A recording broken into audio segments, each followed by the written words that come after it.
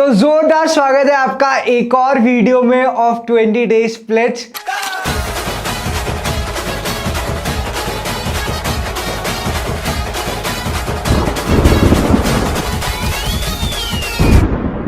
तो भाइयों जोरदार स्वागत है आपका एक और वीडियो में ऑफ रिग्रेशन एनालिसिस।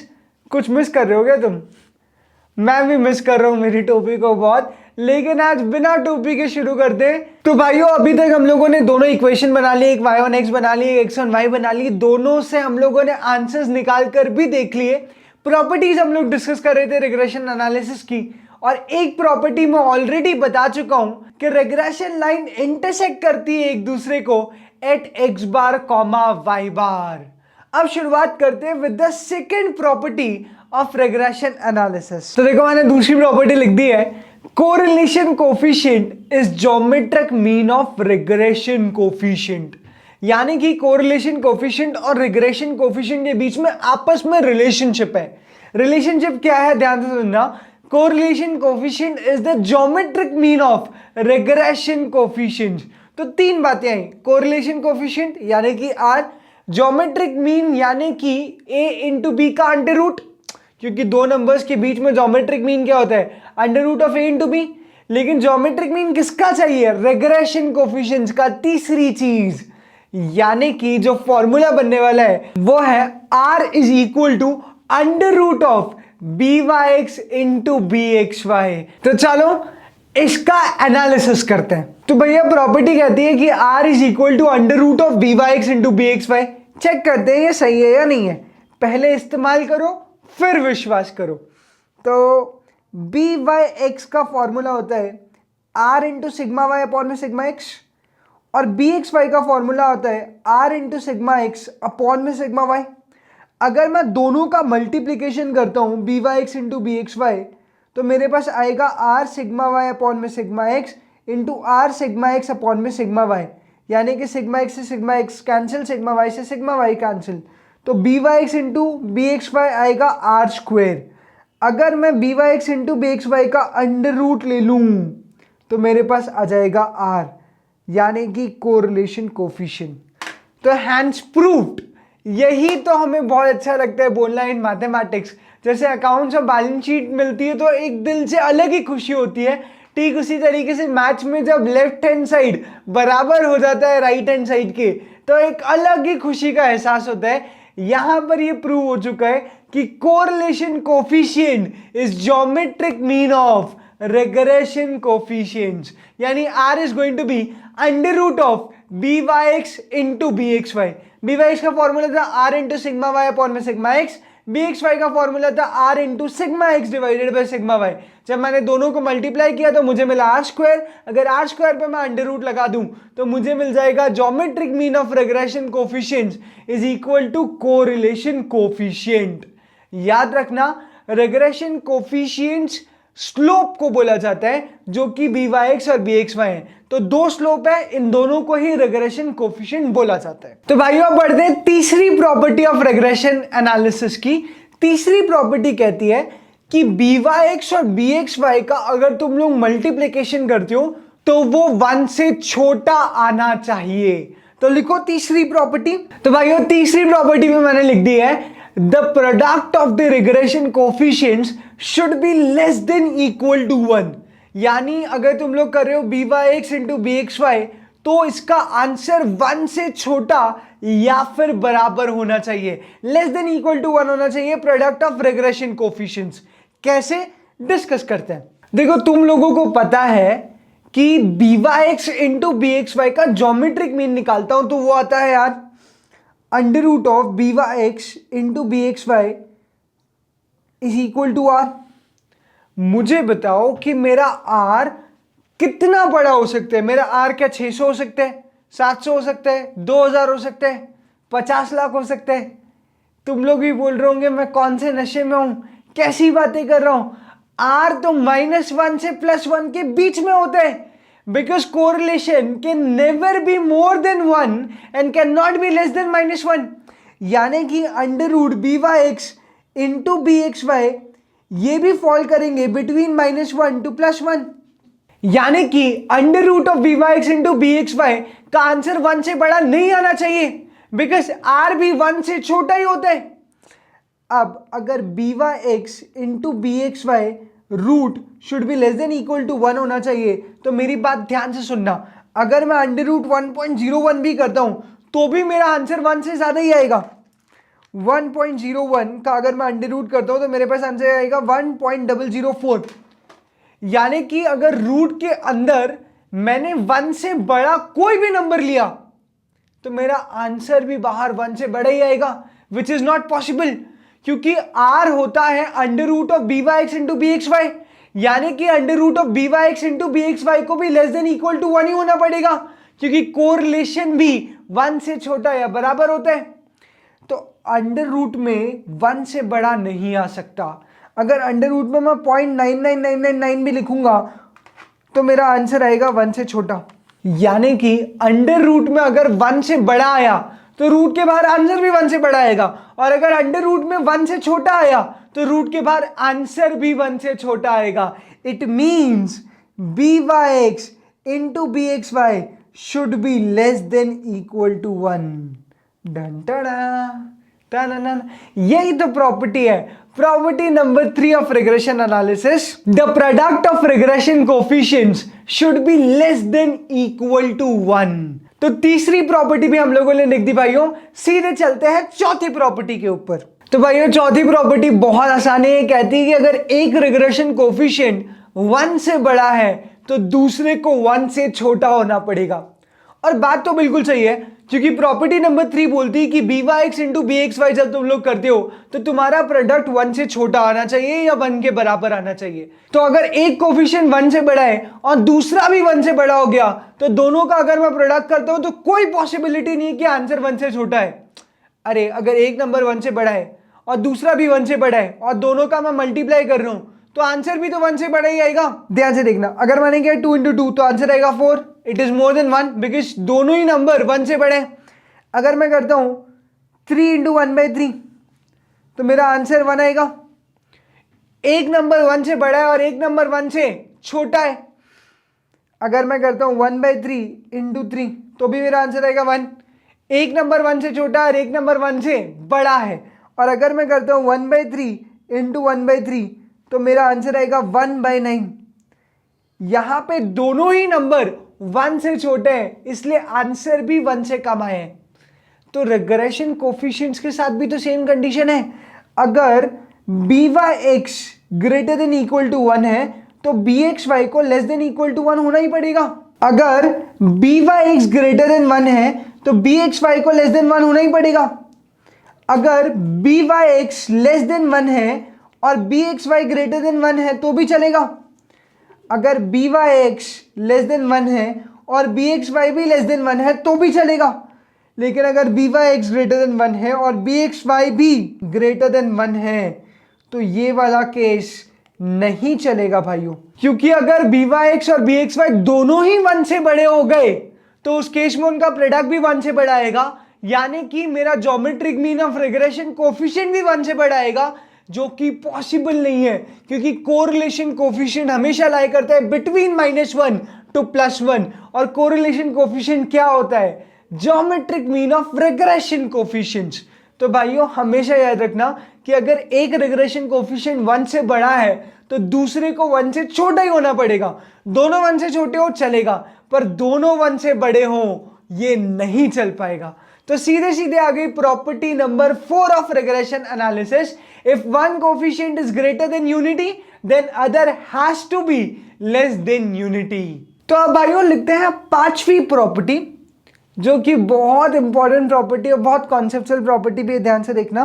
तो भाइयों मैंने पांचवी प्रॉपर्टी लिख दी कि b Y x, b x y और आर, इन तीनों का साइन हमेशा हमेशा हमेशा, फिर तुम पास ले आए कैमरा यार, क्या कर रहे हो, हमेशा सेम रहेगा। यानी कि ये तीनों एक ही ताली के चट्टे बट्टे हैं। मैं सिंपल सी बात बोलने वाला हूं कि अगर बी वाई एक्स पॉजिटिव है तो बी एक्स वाई भी पॉजिटिव होगा और कोरिलेशन भी पॉजिटिव होगा। अगर बी वाई एक्स नेगेटिव है तो बी एक्स वाई भी नेगेटिव होगा और कोरिलेशन भी नेगेटिव होगा। अगर कोरिलेशन पॉजिटिव है तो दोनों रिग्रेशन कोफिशिएंट भी पॉजिटिव होंगे। कोरिलेशन नेगेटिव है तो दोनों रिग्रेशन कोफिशिएंट भी नेगेटिव होंगे, यानी कि तीनों का साइन हमेशा सेम आने वाला है। तीनों एक ही थाली के चट्टे बट्टे हैं। लिखते हैं इस चीज को, तो मैंने हिंदी में लिख दिया कि BY BXY और R तीनों एक ही ताली के चट्टे बट्टे हैं। इसका मतलब है कि अगर किसी एक का साइन भी पॉजिटिव हो गया तो सब पॉजिटिव हो जाएंगे, कोई एक भी नेगेटिव तो सब नेगेटिव। मतलब ये कोरोना वायरस जैसा हो गया, घर में एक पॉजिटिव मिला तो सब पॉजिटिव, अगर घर में नेगेटिव मिला तो बाकी सब भी नेगेटिव होंगे, वरना वो भी पॉजिटिव अभी तक हो ही चुके होते। ऐसा भी तुम लोग सोच सकते हो। तो ऐसा क्यों होता है, ध्यान से सुनना। देखो मेरा R होता है under root of BYX into BXY। अगर BYX पॉजिटिव आया और BXY नेगेटिव हो गया तो बताओ रूट के अंदर भी नेगेटिव नंबर आएगा।